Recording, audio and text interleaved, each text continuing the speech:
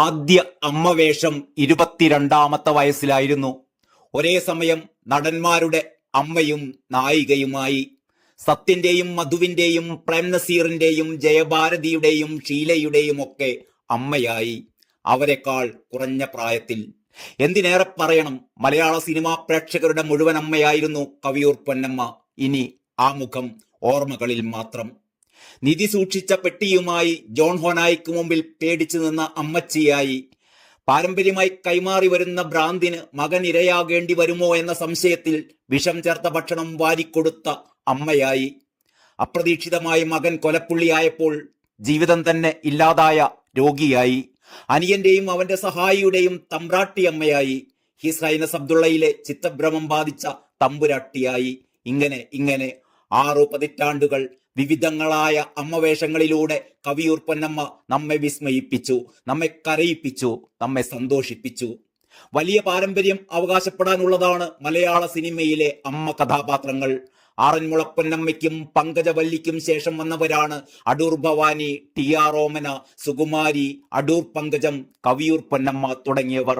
ഈ വലിയ ശൃംഖലയുടെ പിന്മുറക്കാരിയായാണ് തന്റെ 22-ാമത്തെ വയസ്സിൽ കവിയൂർ പൊന്നമ്മ അമ്മവേഷത്തിലെത്തുന്നത്. അന്നത്തെ സൂപ്പർ ഹിറ്റ് സംവിധായകനായ ശശികുമാർ സംവിധാനം ചെയ്ത കുടുംബിനിയിൽ ഷീലയുടെ അമ്മയായിട്ട് അഭിനയിച്ചുകൊണ്ടാണ് ഷീലയേക്കാൾ പ്രായം കുറവുള്ള കവിയൂർ പൊന്നമ്മയുടെ കടന്നുവരവ്.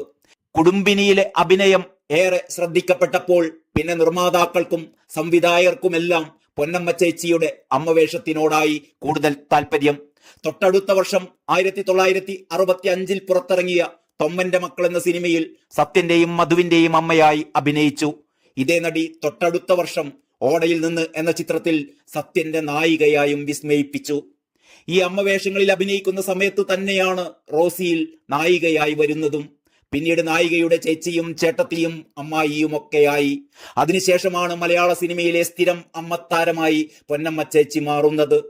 ആദ്യകാലം മുതലുള്ള എല്ലാ നായകന്മാരുടെയും അമ്മയായി അഭിനയിച്ചിട്ടുണ്ടെങ്കിലും മോഹൻലാലിന്റെ അമ്മയായിട്ടാണ് ഏറ്റവും കൂടുതൽ ചിത്രങ്ങളിൽ പൊന്നമ്മ ചേച്ചി അഭിനയിച്ചത്.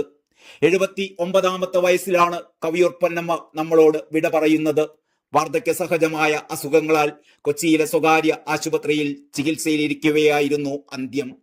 കുടുംബിനിയിൽ അമ്മവേഷത്തിലെത്തുന്നതിന് മുമ്പ് 1962 ശ്രീരാമ പട്ടാഭിഷേകം എന്ന സിനിമയിൽ രാവണന്റെ ഭാര്യയായ മണ്ഡോദരിയായാണ് യഥാർത്ഥത്തിൽ കവിയൂർ പൊന്നമ്മ സിനിമയിൽ അരങ്ങേറിയത്. MT വാസുദേവൻ നായർ തിരക്കഥ എഴുതി നിർമ്മിച്ച് സംവിധാനം ചെയ്ത നിർമാല്യം കവിയൂർ പൊന്നമ്മയുടെ ആദ്യകാലത്തെ ശ്രദ്ധേയമായ സിനിമകളിൽ ഒന്നായിരുന്നു. സിനിമയിലെ കേന്ദ്ര കഥാപാത്രമായ വെളിച്ചപ്പാടിന്റെ ഭാര്യയായി വേഷമിട്ട കവിയൂർ പൊന്നമ്മയുടെ കഥാപാത്രം നിരൂപക ശ്രദ്ധ പിടിച്ചുപറ്റി. വെളിച്ചപ്പാടായി അഭിനയിച്ചത് അഭിനയകലയുടെ തമ്പുരാനായ PJ ആന്റണിയായിരുന്നു എന്നുകൂടി ഓർക്കേണ്ടതുണ്ട്.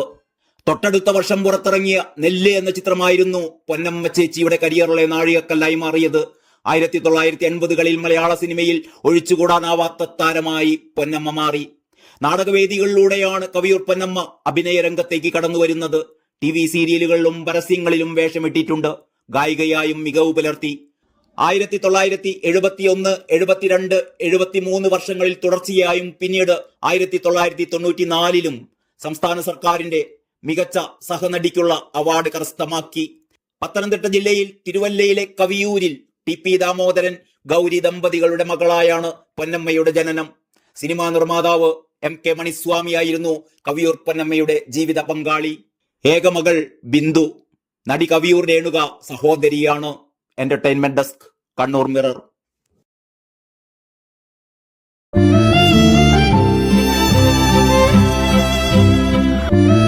ഇനി മനസ്സ് നിറയെ ഇഷ്ടം നിറഞ്ഞോണം. ഫാമിലി വെഡിംഗ് സെന്ററിന്റെ ഓണാശംസകൾ.